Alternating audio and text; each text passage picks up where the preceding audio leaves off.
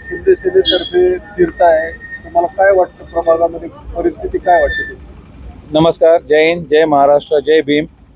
प्रभाग 1 धानोरी, लोगाव आणि कळस असलेले 4 उमेदवार. एक मी गिरीश जयवळ, त्याच्यानंतर आमच्या मस्केताई आहेत, मीनाक्षी मस्के, त्याच्यानंतर हेमलता बनसोडेताई आहेत आणि आमचे प्रदीप रावते. 4ही उमेदवार हे पहिल्यांदा इलेक्शनला उभे राहतात.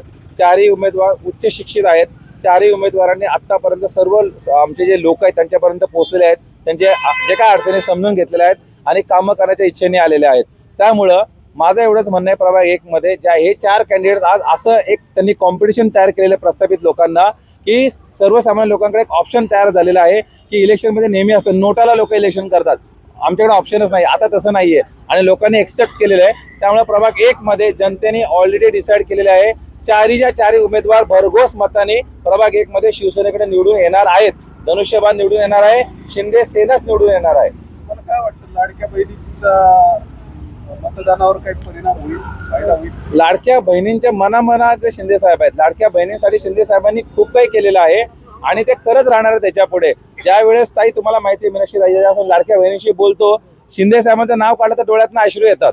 ह्या भावना तुम्ही हेमलताई बघितलेल्या, तुम्ही स्वतः त्यांच्याशी बोललेले आहात. त्यामुळे लाडक्या बहिणींमध्ये खूप प्रेम आहे शिवसेनेबद्दल आणि मनापासून ती भावना आहे. ती क्रिएट केलेली भावना नाही किंवा बिर्याणी आणि काही पाकिटे घेऊन केलेली भावना नाहीये, ती मनातली भावना आहे. त्यामुळं प्रभाग 1चं डिसिजन ऑलरेडी झालेलं आहे. ग्रुपमधून, पॅनलमधून काय वैशिष्ट्य आहे? तुम्ही लोकांसाठी कोणकोणती विजन घेऊन येणार, काम घेऊन येणार, कसं? आमच्या ग्रुपचं एकच वैशिष्ट्य आहे की आम्ही सगळे एकत्र आहोत. तुम्ही बघू शकता आमचे 4च्या 4 पॅनल्स एकत्र असतात. प्रदीप रावते त्यांच्या पायाला जखम झाली म्हणून गेलेले आहेत. अदरवाईज पूर्ण मागचे 2 आठवडे 3 आठवडे तुम्ही बघत असाल आम्ही एकत्र प्रचार करत आहोत. आमच्यामध्ये एकी आहे. त्याचं कारण हे आहे की ज्यावेळेस 4 नगरसेवक एकत्र येऊन काम करतात, प्रत्येक जण वेगळ्या पक्षाचा असेल तर कामं होणार नाही, त्यांच्यामध्येच भांडणं होत बसणार आहेत. त्यामुळं जनतेला हे समजलं पाहिजे, ही 4 लोक एकत्र प्रचार करतायत. येताना शिवसेना धनुष्यबाण यायला पाहिजे, व्यक्तिमत्वाला जास्त महत्व नाहीये. त्यामुळे आम्ही 4ही लोक एकत्र म्हणून काम करू शकू आणि आपल्या प्रभागाचा विकास ज्या प्रकारे पाहिजे नाही लवकरात लवकर आम्ही करू शकू. तरुणांसाठी काय विजन आहे? हे बघा, तरुणांसाठी पहिल्यांदा ही गोष्ट आहे की त्यांनी मतदान केलं पाहिजे. त्यांना कळलं पाहिजे की त्यांच्या प्रभागामध्ये कोण उभे, त्यांनी याच्यात लक्ष दिलं पाहिजे. आणि विजन त्यांच्यासाठी असं असणार आहे की त्यांना जे एम्प्लॉयमेंटचा इश्यू असतो त्याच्यासाठी आमचा विषय असणार की प्रत्येक 6 महिन्यामध्ये एकदा आम्ही जॉब फेअर अरेंज करणार आहोत. म्हणजे पुढच्या 1 वर्षात 2दा, 5 वर्षामध्ये 10 जॉब फेअर अरेंज होतील, जिथं या युवकांना त्यांच्या म्हणजे जॉबसाठीची व्यवस्था करून दिली जाईल. अच्छा, अजून काय तुमचं फिरताना तुम्ही प्रचार करताना लोकांचे काय अनुभव शेअर करतात? लोकांच्या अडचणी काय? लोकांच्या अडचणी अतोनात आहेत. त्याच्यामध्ये रस्त्याचे प्रॉब्लेम्स आहेत, लोकांना पाण्याचे प्रॉब्लेम्स आहेत, ड्रेनेजचे प्रॉब्लेम्स आहेत आणि सगळ्यात मोठा प्रॉब्लेम आहे की ऑलमोस्ट 90% लोकांना हेच माहित नाही की त्यांचे नगरसेवक कोण आहेत आणि कोण होते.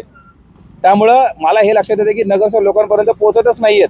नगरसेवक हा सगळ्यात शेवटचा घटक आहे, आपण म्हणू शकतो राजकारणातला किंवा प्रशासनात, जो आपल्या सिटिझन्स पर्यंत पोहोचला पाहिजे. नाही, तुम्ही जनतेला विचारा, तुम्ही जनतेने चेक करावं.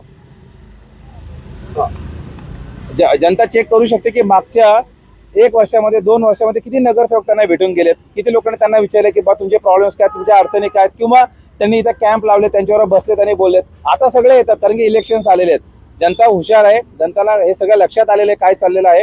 आणि त्यामुळे आमचं विजन असणार की आम्ही आल्यानंतर ज्या प्रकारे आत्ता काम करतोय पब्लिकमध्ये, आम्ही तसंच काम करत राहणार आहे पुढचे 5 वर्ष.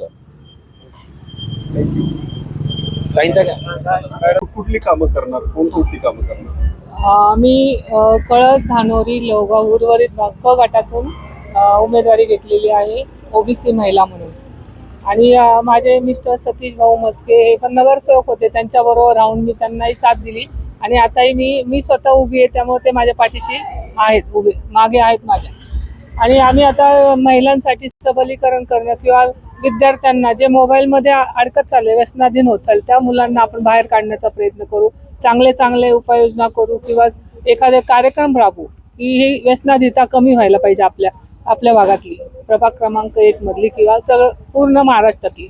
आणि ही मोबाईलचं जे जाळं पसरत चाललंय, लहान मुलांपासून मोठ्यांपर्यंत मोबाईलचं खूप म्हणजे आवड निर्माण झाली मोबाईलची. तो चांगला पण आहे आणि वाईट पण आहे, तर त्यातल्या चांगल्या गोष्टी लोकांनी घ्याव्यात असं आम्ही आमचं ध्येय की समाज सुधारणेमध्ये आम्ही खूप चांगलं कार्य करू आणि विकास घडवण्याचा, बदल घडवण्याचा आमचं ध्येय आहे. जय महाराष्ट्र. उमेदवारांपेक्षा हो. तुम्ही प्राध्यापिका आहात, हो, सुशिक्षित आहात, हो. तर त्याचा काय फायदा होईल प्रभागासाठी? मला असं वाटतं एक एमफिल PhD करते मी सध्या. माझं एमफिल झालेलं आहे. मला असं वाटतं जेव्हा सुशिक्षित लोक जेव्हा त्यांना कळतात की एकमेकांचे विचार काय असतात, आपण जे अशिक्षित असतील किंवा ज्यांना माहित नाहीये की आत्ता आपण 5,000 घेतोय, आत्ता आपण 1,000 घेतोय, पण हे 1-2 दिवसांसाठी आहेत. पुढं आपला 5 वर्ष आपला विकास होणार नाहीये. त्यासाठी आत्ता आपण सुजाण व्हायला पाहिजे. सुशिक्षित नागरिकांना मला एकच आवाहन करायचंय की आपण सुशिक्षित आहात हे लोकांना दाखवून द्या. आधी तर सुजाण व्हा आणि बाहेर पडा, असं माझी तळमळीची इच्छा आहे. महिलांसाठी तुम्ही काय काय मला एकच सांगायचंय की माता जिजाऊ आणि माता सावित्रीबाई फुले यांचा आदर्श प्रत्येक स्त्रीने डोळ्यासमोर ठेवला पाहिजे. आणि मला असं वाटतं त्या जर इतक्या बिकट परिस्थितीत समाजाशी झुंजतायत, लढतायत, तर आजच्या महिला का नाही सक्षम होणार. आता विवेक बनसोडे, रिपब्लिकन सेना आणि शिवसेना युती उमेदवार आहे मी. प्रभाग क्रमांक 1 लोहगाव, कळस, धानोरी या प्रभागातून उमेदवारी मिळालेली आहे. आम्ही शिवसेनेचे 4 शिलेदार आहोत आणि आता सध्याची धानोरी लोहगावची परिस्थिती आम्ही बघतोय इतकी बिकट आहे आणि इतके सुजाण नागरिक असताना सुद्धा त्यांनी ही परिस्थिती कशी काय त्यांच्यावर ओढावलेली आहे. याच्यातून आतापर्यंतच्या नगरसेवकांनी काय केलं असेल हे आपल्याला सगळ्यांना दिसतंय. आणि मला असं वाटतं की प्रत्येक नागरिक हा इथला सक्षम नागरिक आहे, सुशिक्षित नागरिक आहे. त्यामुळे त्यांनी बाहेर पडलं पाहिजे. वोटिंगच्या दिवशी सुट्टीची मजा न घेता आपला एक नगरसेवक जो नगराचा विकास करू शकतो, तो लोकांच्या सेवेसाठी स्वतःला वाहून घेऊ शकतो. आणि मुळात मला एक गोष्ट सांगायची आहे की आम्ही 4 जणही इथले रहिवासी आहोत. त्यामुळे ते ज्या समस्या फेस करतायत त्या समस्या आम्ही पण फेस करतोय.